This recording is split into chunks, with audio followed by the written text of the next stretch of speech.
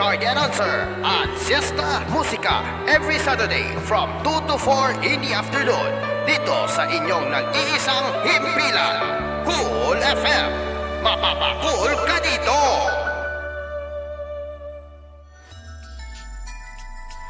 You're listening to Cool FM. Cool FM is a TVH Group of Networks radio station. Tondo's greatest hits are here.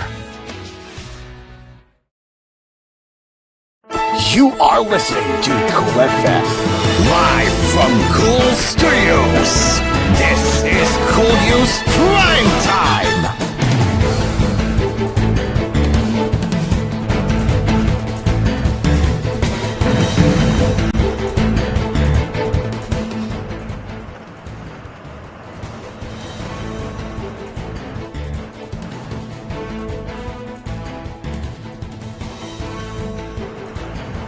Good evening and welcome to koolNews Primetime.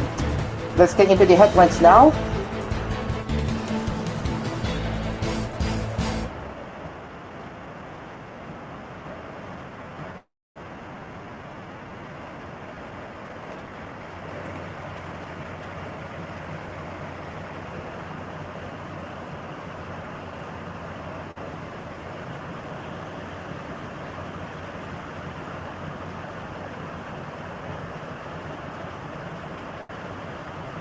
Okay, give me a second.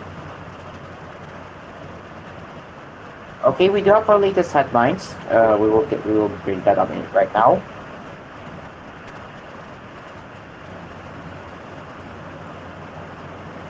A total of 34 people were reported dead due to heavy rains brought by Typhoon Karina and the southwest monsoon, and that it enhanced, according to the Philippine National Police PNP spokesperson, Colonel Juan Farjado. 12 people died in Calabarzon, in Calabarzon, 11 in Metro Manila, and 9 in Central Luzon, according to reports from the respective police regional offices. Also, Farjado said there are 2 additional deaths in the Bicol region. Most of the deaths, 22 of them, are due to drowning, 9 in Metro Manila, 7 in Central Luzon, 3 in Calabarzon, and 2 in the Bicol region. 6 deaths were due to landslides, 2 in Central Luzon, and 4 in Agoncillo, Batangas. 5 were electrocuted, 2 in Metro Manila, and 3 in Calabarzon.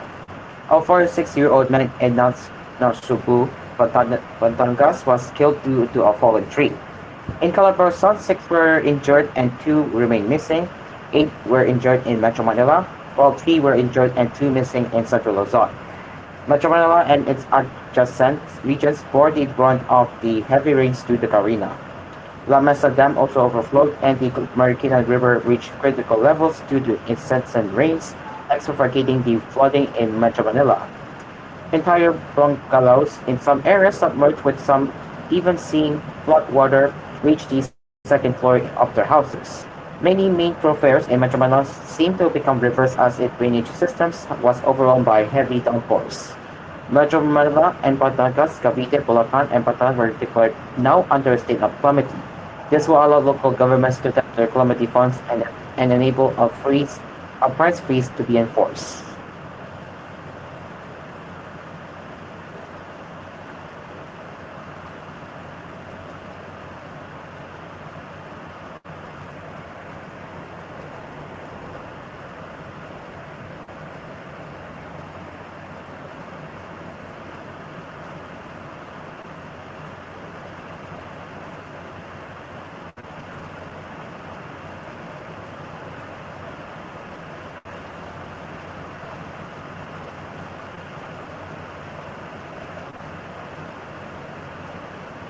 Over 12,000 schools nationwide were affected by torrential rains and flooding brought by Typhoon Karina and the southwest monsoon, the Department of Education DepEd said on Friday. The agency said that as of 11 a.m. on July 26, at least 12,866 schools from the Cordillera administrative region the National Capital Region, NCR, and regions 1, 2, 3, 4A, 4B, 5, 6, and 8 were affected by inclement weather conditions. The agencies also said 65 school divisions were affected. At least 246 schools were flooded, while 625 were used as evacuation centers. As of Friday, 64 schools are still being used as temporary shelters. The DepEd also reported that 738 public schools in the CAR, the NCR, and regions 3 and 12 would not be able to join in the opening of classes on Monday, July 29. In the press conference on Friday, Education Secretary Sonny Angara said the opening of classes in schools in Malabon City and Venezuela City would push through on July 31 and August 5 respectively.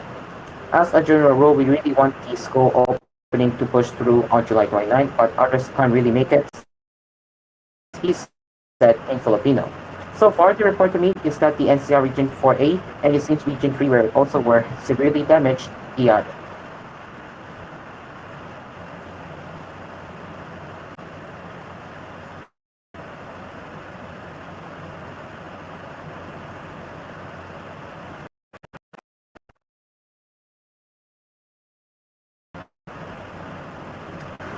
A fire broke out in a three-story residential building in Barangay Tumana, Marikina City, and killed a 66-year-old male and injured two other individuals, the Bureau of Fire Protection National Capital Region reported on Friday.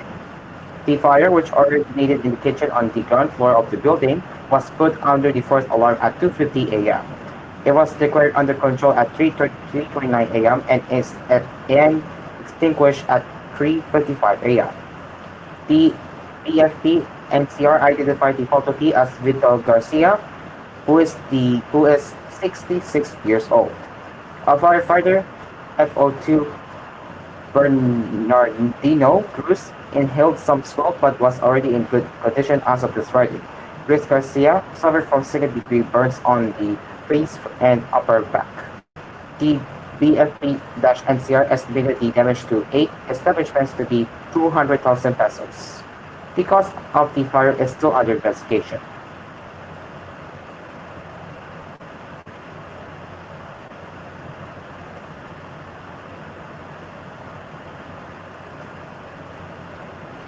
A guard of the Bureau of Corrections and a former inmate were arrested by the National Bureau of Investigation for their suspected involvement in the killing of a mother and her son last June. NBI Director Jimmy Santiago presented the two suspects to the media on Friday and identified them as Corrections Officer 1 Pio Jonathan Nirero Erolalio and former inmate Raymond David Reyes. Santiago said Erolalio and Reyes were arrested by operators from the NBI Homicide Division in two separate operations last July 11 and 12, respectively in Cavite.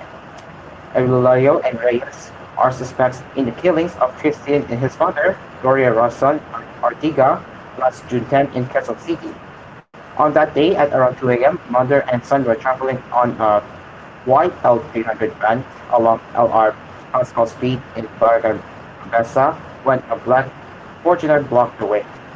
Christian tried to reverse maneuver the van in an attempt to escape, but two men in the Fortuner fired shots on him, killing him. The assailants then took 100,000 pesos in cash and kidnapped Gloria. Later, they demanded 5 million pesos for Gloria's release. However, she was eventually killed. Her body was found at a ravine beside a dump site in city of Talahiban, Barangay Santa Cruz in Bay, Laguna last July 12. Complaints for robbery with homicide and kidnapping for ransom with homicide were filed against Erolalio and Reyes before the Department of Justice. The two identified Virgil Florata Orlando, an employee of the victims, as their cohort. Orlando was arrested last July 12 and is currently in the custody of the Philippine National Police Anti-Kidnapping Group.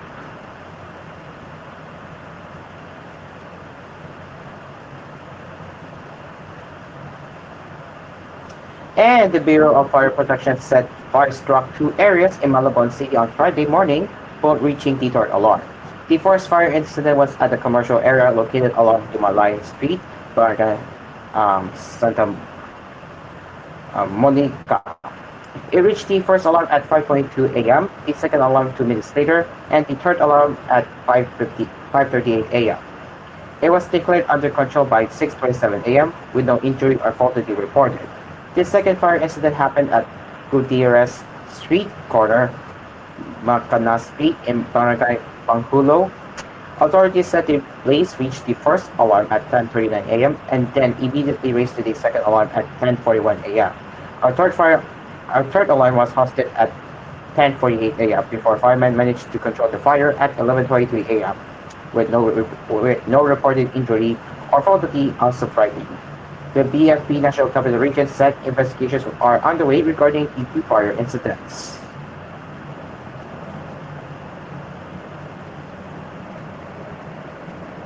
Actually, I will do one more headline before we get to a break. The funding for a feasibility study for Subic Manila Bantatas Railway is being prepared, the Department of Transportation said in a statement on Friday. The railway project is part of the Luzon Economic Corridor Initiative unveiled last April during the tri- Trilateral Summit of President Ferdinand Marcos Jr. with U.S. President Joe Biden and Japanese Prime Minister Fumio Kishida. According to the DOTR, the plan for the railway was hedged after Marcos mentioned the initiative in his third State of the Nation address last Monday. We are now getting a feasibility study ready for the Subic Clark Manila Batangas Rail Transportation Undersecretary Timothy Jonathan Batan said in Filipino during the post-London discussions on Wednesday, as quoted in the statement. This railway project is an extended system. Unfortunately, our Subic Clark Railway did not get the financing that we were hoping for. So we did another study and got the idea of making it a Subic Clark Manila Batangas Railway, Batan said. Specifically, the project aims to connect Subic Port with Clark International Airport, the Port of Manila, and the Port of Batangas. The project will be a joint initiative with the US, Sweden, and the Asian Development Bank if it is ever pushes through, the DOTR said. And it is now 40 minutes past 9, and we will have more headlines coming up right here on koolNews Primetime, so don't go anywhere. koolNews Primetime will return after these messages.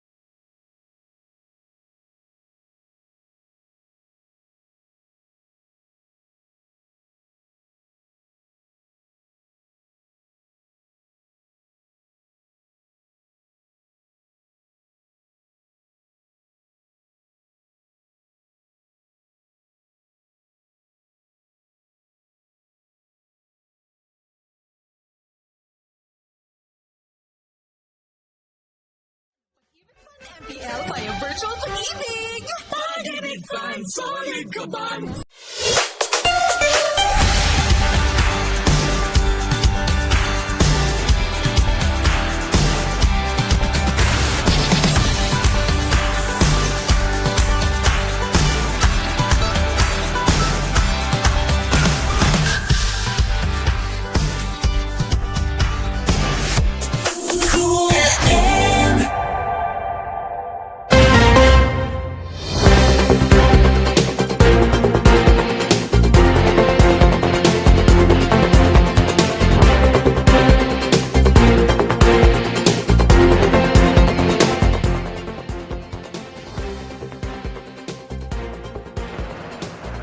Welcome back to koolNews Primetime. Now let's continue with the headlines.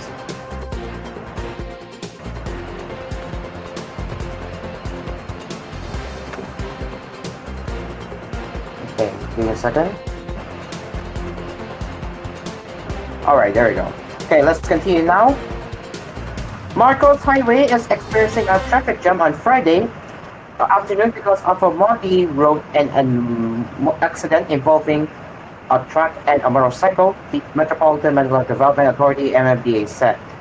A report from the MMDA Metro base indicated that only one lane of the Marcos Highway, SM Marikina on the loop, was passable around Friday noon, as some motorists avoided the multi-road sections of the thoroughfare. Marcos Highway to SM Marikina on the loop, one lane passable due to muddy road. The agency said in a private message sent to reporters. Some vehicles avoid passing through the area, so almost all vehicles go towards Katipunan. The volume of vehicles is high. It added. The MMDA also said a motorcycle and a truck crashed along the westbound portion of Marcos Highway, advocating the traffic situation. The incident occurred at 1:38 p.m. and was responded to by MMDA personnel. As of 2:30 p.m., the MMDA said traffic flow in the area has already improved.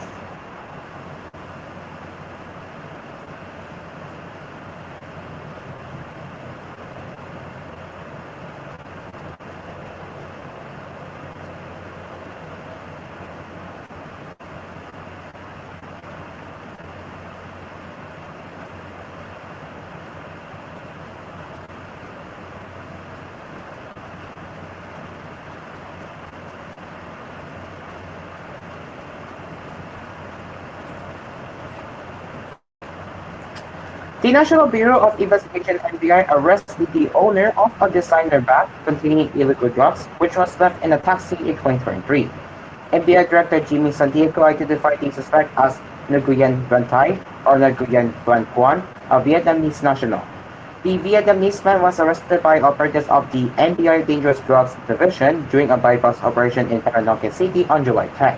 Authorities said the suspect sold ecstasy and ketamine to a government agent who pretended to be a buyer of the illegal drugs. According to the NBI, the suspect would sell ecstasy and deliver it through the transportation network vehicle service. The prohibited pills are hidden inside stuffed animal toys. Following Naguya's arrest, the NBI DDS secured a search warrant from Paranaque Regional Trial Court Branch 260 and Scanty suspects rented condominium unit at the entertainment city in Paranaque, where they found 14 grams of ketamine and 53 tablets of ecstasy, which has an estimated street value of more than 500,000 pesos, as well as stuffed animal toys of different sizes.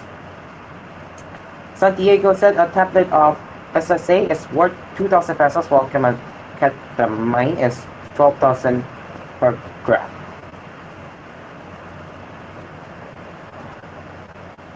He added that ecstasy is a preparatory drug, while ketamine is abused for its disassociated sensations and hallucinogenic effects, and is also used to facilitate sexual assault. Also recovered from Nguyen's condominium unit were weighing scales, bundles of cash, and plastic sachets. Nguyen would be facing complaints for violating Republic Act 9165, the Dangerous Drugs Act, falsification of documents, and RA number 6085, illegal use of aliases, the NBI said. Senator Risa Hontiveros said the investigation of Philippine offshore gaming operators, or known as POGOs, will continue, stressing that it was not only about suspended Bamantala Mayor Alice Guo. She issued the remark even as President Ferdinand Marcos Jr. ordered the ban on POGOs during his first State of the Nation address at the Batansang, Pampanga last July 22. Hontiveros stressed on Friday that the whole offshore gaming industry is in the country is under investigation. The Senate Committee on Women, Children, Family Relations, and Gender Equality is set to hold its 11th public hearing on the matter on Monday, July 29. Several government officials are invited to attend the hearing, while an arrest order against Guo, who repeatedly skipped the inquiry, remains pending. It's not over yet. We are not only investigating Mayor Guo, but the whole industry of POGOs, which brought different kinds of crime into the country, Hontiveros said in a statement. Even if the president already announced a ban on POGOs, it is part of the Senate's oversight function to ensure that the phase-out will be implemented, that those involved would be identified, and that victim survivors will be given justice, and workers would have a just transition. She added. According to Hontiveros, there are many things that should be discussed in the inquiry, regulatory checks that have failed and gave birth to POGOs and the crimes associated with it, among others. We also need to ensure our regulatory failures are addressed. Many government institutions seem to have been corrupted by POGOs, and we need to address these through policies that we can push in the Senate, she noted. Marcos received a standing ovation during his speech when he announced that POGOs are banned due to the societal costs and problems that the offshore gaming have brought into the country. The president also instructed the Philippine Amusement and Gaming Corporation to wind down and cease the operations of POGOs by the end of the year. At the House of Representatives, lawmakers, including no less than Speaker Ferdinand Martin Romualdez, emphasized that the Chamber's investigation of POGOs will continue despite Marcos' ban. Romualdez, along with Surigao del Norte Executive Representative Robert E. Sparbers and Yete 4th District Representative Richard Gomez, said investigations will push through because there is a need to seek accountability from those behind illegal POGOs.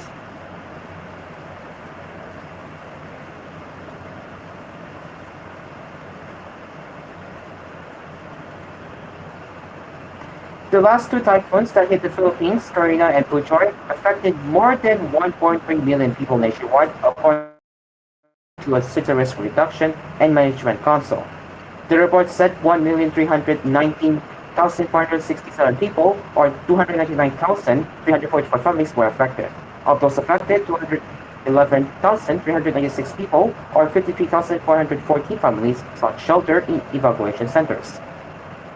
The Bangsamoro Autonomous Region in Muslim Mindanao was the region that had the most number of affected people, a total of 552,971 individuals, or 110,874 families.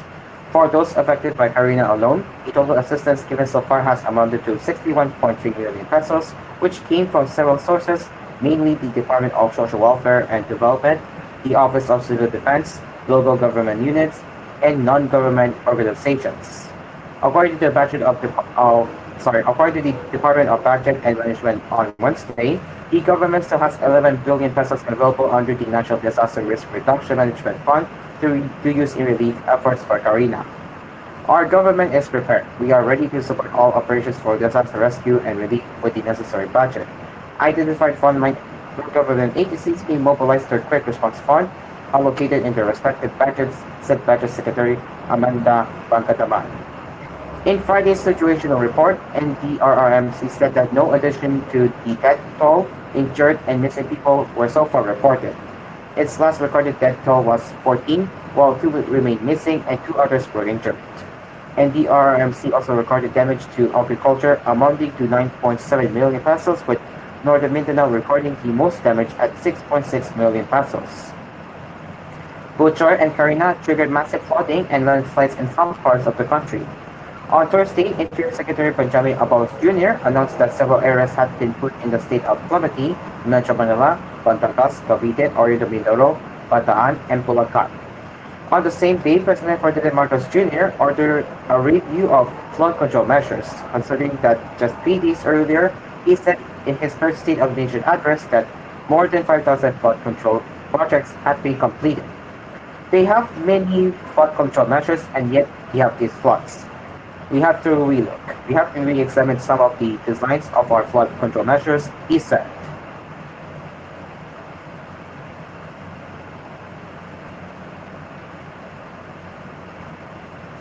Department of Education DepEd Secretary Sonny Angara signed Friday the implementing rules and regulations for public school teachers' expanded career progression system.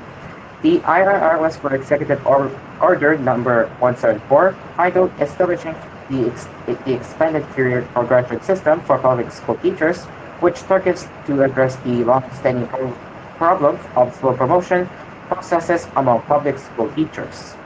Under the IRR, the classroom teaching career line will not include additional teaching positions, which are the following: Teacher 4, salary grade 14, Teacher 5, salary grade 15, Teacher 6, salary grade 16, Teacher 7, salary grade 17, and Master Teacher 5, salary grade 22. Meanwhile, the career path for public school teachers pursuing administrative roles will feature the following positions: School Principal 1, School Principal 2, School Principal 3, and School Principal 4. Public school teachers who qualify for Master Teacher 1, on the other hand, will have the option to remain in classroom teaching or move into school administration. The Department of Budget and Management has allocated 6.1 million pesos for public school teachers' expanded career progression system that is set to take effect next year. In his speech, Angara said Executive Order 174 will give teachers more options on where they want to go with their career. So here, under the new executive order or implementing rules, they now have a choice.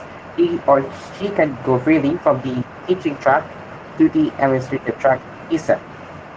So the quality of our education is not being sacrificed because the teacher's choice is still there.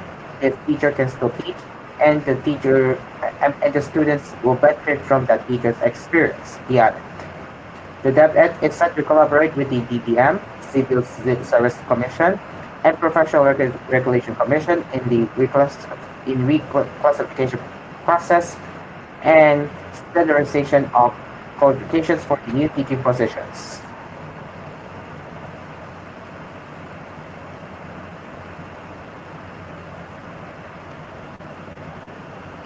The Senate leadership has ordered a drop prop into the death of an unnamed man who fell at the construction site of the new Senate building in Taguig City. Senate spokesperson Arnab Banas confirmed that the unfortunate incident happened on Thursday night, citing reports from the on-site security team and Sorte Police District. We would like to extend our heartfelt condolence to the family and friends of the deceased, Banas said in a statement Friday. Senate President Francis Escudero has been apprised of the incident. He immediately ordered a thorough investigation of the incident and a review of the security protocols in the construction site, he added. According to reports, the 22-year-old man slid into the construction area around 9 p.m. on July 25 and was chased by a companion and the security guards but could not be found. An hour later, the man fell off the north tower of the still being constructed new Senate building, Bana said, further citing reports reaching the Senate. We have instructed security to recheck and tighten control of all entrance and exit points as well as the facade barriers to prevent unauthorized entry and loitering, the Senate spokesman said. The Senate is taking this matter very seriously. We extend our full support to the ongoing investigation to find out the actual circumstances surrounding this tragic incident, he added. The construction of the new Senate building is under review by the current Senate leadership as questions have been raised over its ballooning costs.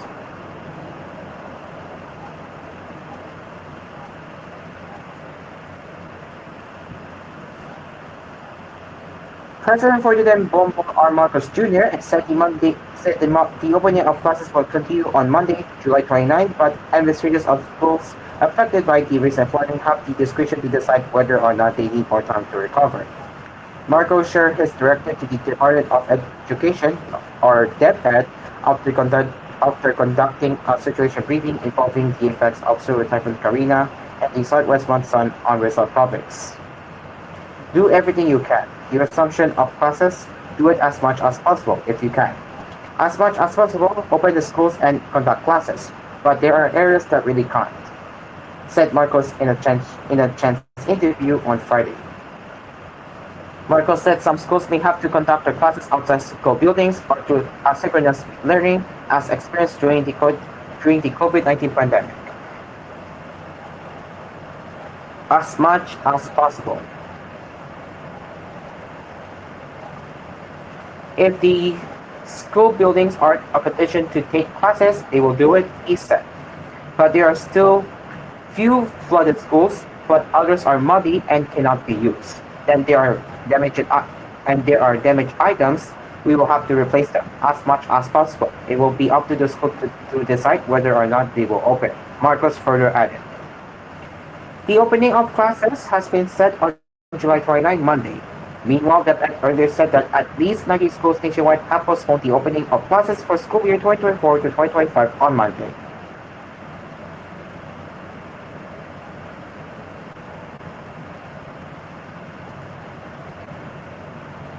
And finally, in global headlines or international headlines now, as the Brazilian government on Thursday apologized for human rights violations in persecution and incarceration of Japanese immigrants in the years after World War II. I want to apologize on behalf of the Brazilian state for the persecution your ancestors suffered, for all the barbaries, atrocities, cruelties, tortures, prejudice, ignorance, xenophobia, and racism, said Hernandez Almeida, president of the Amnesty Commission, and advisory board of Brazil's Ministry of Human Rights that analyzes amnesty and reparation requests to victims of political persecution in the country. The board approved the apology plea in the session in Brasilia, attended by members of the Brazilian government and prominent members of the Japanese community. Flags of both countries were displayed on the table where the speaker said. A report by the Amnesty Commission acknowledged that 172 immigrants were sent to a concentration camp off the coast of Sao Paulo, where they were mistreated and tortured from 1946 to 1948. The documents indisputedly demonstrate the political persecution and justify the declaration of political amnesty for the Japanese community and their descendants, said the Commission's rapporteur, Fernandez de Oliveira. The reparation request was filed in 2015 by the Okinawa Kanjin of Brazil Association, which stated that after the outbreak of World War II, members of the Japanese community were mistreated and discriminated against. Brazil joined the Allies in 1942 and cut diplomatic relations with Japan, after which the Brazilian government confiscated Japanese-owned properties, and immigrants were not allowed to gather or speak Japanese publicly. Mother Jun Okuhara, who documented the persecution and supported the complaint, said his ancestors were imprisoned, tortured, and accused of being spies and saboteurs.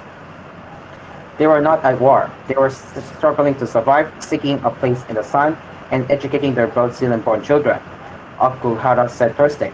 Japanese immigrants shouldn't be held responsible for the errors of their government during the war. They are civilians working in agriculture and other sectors, fully integrated into Brazilian society.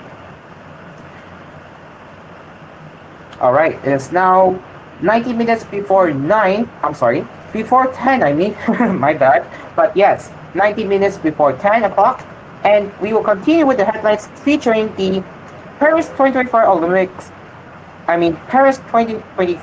Olympics, and of course, entertainment headlines coming up right here on koolNews Primetime. So stick around, we will be right back.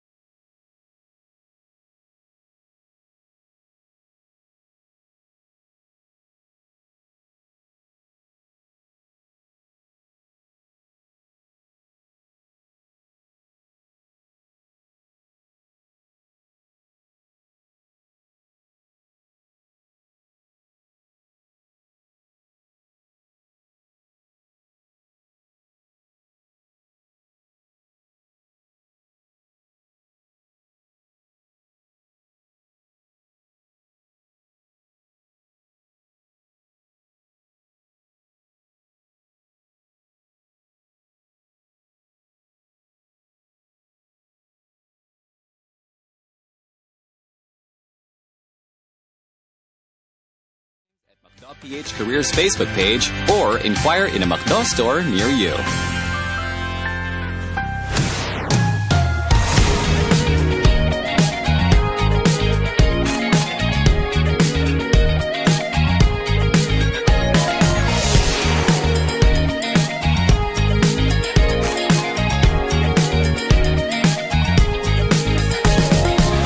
A better mix of music.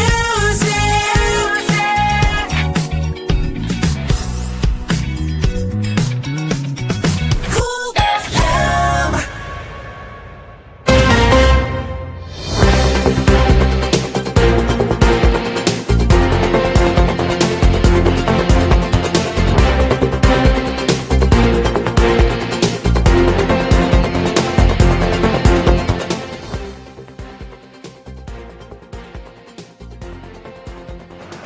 Welcome back to Cool News Primetime. 9 minutes before 10 o'clock, everybody.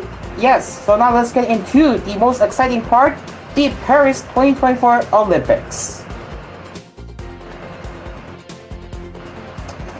Thousands of athletes are set to sail through central Paris on Friday during an unprecedented and high-risk, largely ambitious vision for the Games. He heard on Friday evening will see up to 7,500 competitors travel down a 6-kilometer, 4-mile stretch of the River Seine on a flotilla of 85 boats. Compared to the COVID-belated 2020 Tokyo Olympics, which were delayed by a year and opened in an empty stadium, the Paris show will take place in front of 300,000 cheering spectators and an audience of VIPs and celebrities from around the world. Tomorrow you will have one of the most incredible opening ceremonies. French President Emmanuel Macron's promise at the pre-games dinner for heads of state and government at the Louvre Museum on Thursday evening. The lineup of performers is a closely guarded secret, but US pop star Lady Gaga and French Maliland singer Ayam Nakamura, the most listened to French-speaking singer in the world, are rumored to be among them. It will be the first time a Summer Olympics has opened outside the main Olympics stadium, a decision fraught with danger at the time when France is on its highest alert for terrorism. For months, organizers have been dogged by questions about whether they would need to scale back or move the move the progression, but they had insisted throughout there was no plan B. A huge security perimeter has been erected along both banks of the Seine, guarded round the clock by some of the 45,000 police and paramilitary officers who will be on duty on Friday evening. Another 10,000 soldiers are set to add to the security blanket, along with 22,000 private security guards. Without any doubt, it is much more difficult to secure half of Paris than to secure a stadium where you have 80,000 people and you can frisk them and send them through turnstiles. Frederic Penetart, an ex-director general of the French office, told AFP. Police snipers are said to be positioned on every high point along the route of the river convoy, which is overlooked by hundreds of buildings. An assassination attempt on US we're not gonna read that. The opening ceremony is likely to define the mood for the rest of the July 26 to August 11 games, which organizers have pledged will be ironic, quote-unquote. Around 3,000 dancers are set to perform from the banks of the river and nearby monuments, including Notre Dame Cathedral, in a show that will promote diversity, gender equality, and French history. The landmarks and architecture and architecture of the City of Light, one of the world's best-loved destinations, is set to feature as a backdrop both the Friday night show and much of the sport afterwards.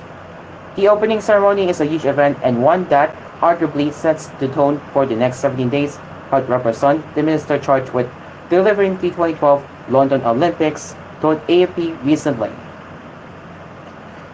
Paris' vision is for a more cost-effective and less polluting Olympics than previous editions, with competitions set to take place at historic locations around the capital.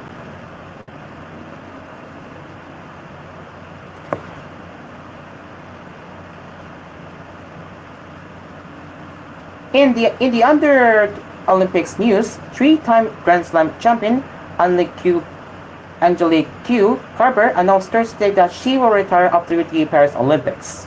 The 36-year-old German player won major at every tournament except for the French Open and Roland Garros, on the same clay courts where she will bid farewell to tennis after the Paris Games.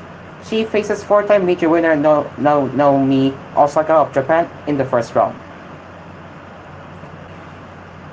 Before the Olympics began, I can already say that I will never forget Paris 2024 because it will be my last professional tournament as a tennis player, Kerber posted on Instagram. And whereas this might actually be the right decision, it will never feel that way. Simply because I love the sport with all my heart and I'm grateful for the memories and opportunities it has given me. Kerber later confirmed her retirement when speaking briefly on stage after the Olympic tennis draw. Men's and women's first round play begins Saturday. Paris 2024 will mark the finish line of the most incredible journey I could have ever dreamed of growing up with a racket in my hand, Kerber said. There are many more things I want to say and people to thank, which I will do once I completed my last match. But for now, I will take the time and soak up every second of this final episode on court.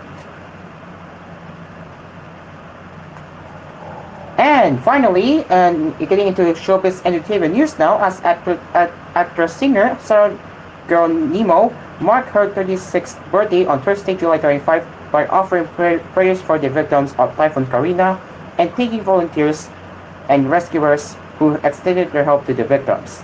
The pop star royalty took to Instagram to share photos of individuals and pets that suffered the onslaught of the typhoon, as well as art cards for emergency hotlines and a donation drive for the affected. As I celebrate my birthday and blow out my candles, my heart also goes out to those affected by Typhoon Karina. I am praying for all our countrymen who are devastated by the typhoon and are now trying to get back on their feet, she wrote in her caption. I also want to pay tribute to our brave rescue teams that continue to sacrifice their lives to make sure everyone is safe, including our pets. I have a lot of respect for our countrymen who did not abandon their pets despite the danger from the typhoon. Continued the singer, adding that they are the real heroes. Geronimo urged her followers to continue praying for their fellow men and to support ongoing relief operations as efforts and donations go a long way. Meanwhile, the pop star's husband Matteo Gudizali also penned a sweet birthday message to his wife on Instagram. And speaking of the Typhoon Karina, we will also like to urge everyone to donate to the following relief organizations as shown on the screen right now, as you can see. So here are the list of organizations you can donate to right now, as donation counts, and it will help a lot of typhoon affected victims out there. So again, your donation would greatly be appreciated, as it will help a lot of typhoon affected residents out there.